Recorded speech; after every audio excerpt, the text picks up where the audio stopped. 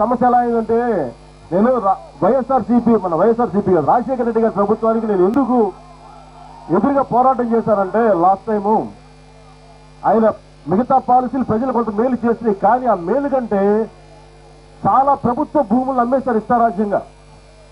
అది రాబోయే మన పిల్లలకి రావాల్సిన పిల్లలకి ఇంకో 3 తరాలకు రావాల్సిన భూమిని ఒక 15 సంవత్సరాలు అందరూ కలిపి అమ్మేశారు. అది ఇంకోసారి చేయబోతున్నారు. ఇక్కడ అవసరానికి మించి భూమిని దయచేసి సేకరించద్దు.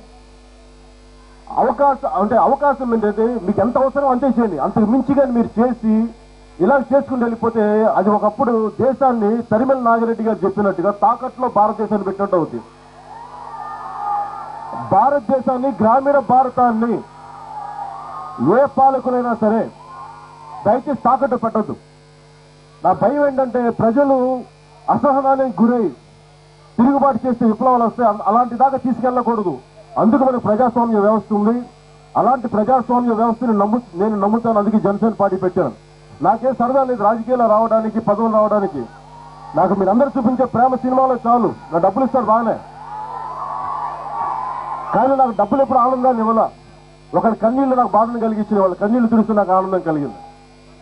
నాకు అనిపించింది, నేను వరుసగా పేపర్లు చూస్తున్నప్పుడు ఇబ్బంది. అందుకే నేను ఆ రోజు ట్వీట్ చేశాను. నాకేదో మన సెల్ ఫోన్ లో చెప్పాను.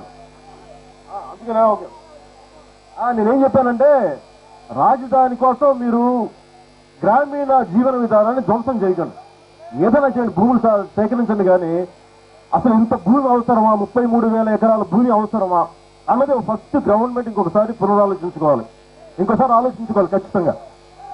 ఎందుకంటే ఆల్మోస్ట్ మనకు సింగపూర్ దేశం అంత రాజధానిని మనం ప్రయత్నం చేస్తున్నాం కావాలని. అసలు అది ఎప్పుడు అయ్యాను, దానికి పెట్టుబడులు ఎక్కడ? ఇప్పటికీ మనకి కేంద్ర ప్రభుత్వం ప్రామిస్ చేసిన స్పెషల్ స్టేటస్ ఇవ్వలేదు. దాని మీద అందరికీ బాధ ఉంది, నాకు బాధ ఉంది. అలాగే చంద్రబాబు నాయుడు గారు నేను రైతు రుణమాఫీ చేస్తానన్నారు. ఆయన సమస్యలు ఆయనకు ఉన్నాయి, మాట ఇచ్చారు, కానీ దాన్ని ఎలా చేయాలో తెలియట్లేదు. అవసరమైతే ఎర్రచందనం చెట్లు అమ్మేసైనా సరే తిరుపతిలో ఉన్నాయి, నేను చేస్తా ఉంటారు. ఇవన్నీ కాకుండా నా దగ్గర ఎర్రచందనం చెట్లు అమ్మకుండా, అటవీ సంపదని నాశనం చేయకుండా ప్రజా సంపదని దోచిన వాళ్ళు చాలా మంది ఉన్నారు. వాళ్ళ ప్రజా సంపదని దోచిన చాలా మంది ఉన్నారు. వాళ్ళంతా ఎవరు ఏంటి మొత్తం ఒక లిస్టు నాకు అనిపించింది ఒకటి ఉంది.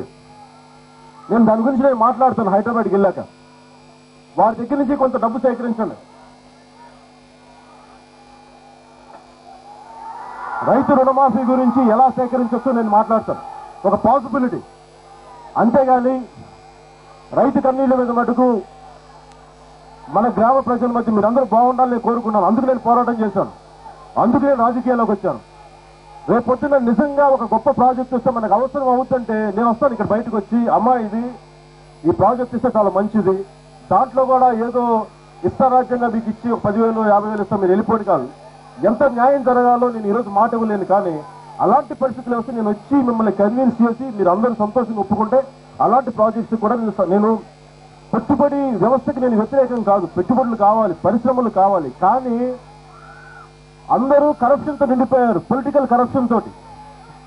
ఒకవైపేమో రాజకీయ నాయకులు వేల కోట్లు వాళ్ళ పిల్లలకి సరిపడంత భూములు ఆస్తులు ఉన్నాయి. ఇక్కడ అరెకరం ఉన్న భూములేమో మీరు వెళ్ళిపోయి రోడ్ల మీదకి వెళ్ళిపోండి, మీ భూములు మాకు ఇచ్చేయండి, మేము పెద్ద బిల్డింగ్లు కడతా ఉంటారు. ఎప్పుడు కట్టారు మీరు? ఇవన్నీ నాకున్న ప్రశ్నలు. నేను ఎందుకు వచ్చానంటే మీ అందరినీ ప్రత్యక్షంగా తెలుసుకుని, ఇవన్నీ హైదరాబాద్ లో కూర్చొని నేను అడగను, కానీ ప్రత్యక్షంగా వచ్చి మీ బాధల కష్టాలు తెలుసుకొని అప్పుడు నేను వెళ్ళి హైదరాబాద్కి వెళ్ళి మాట్లాడతాను. భూమిని తీసుకున్నారండి, అది ఇప్పటి వరకు కూడా 30 సంవత్సరాల క్రితం ఉడాకని భూమి, అది ఇప్పటికి కూడా డెవలప్ లేదు. ఒక చిన్న సైజు అడవిలాగా అమరావతి టౌన్షిప్ అంటారండి. 370 ఎకరాలు అమరావతి టౌన్షిప్ కింద 1900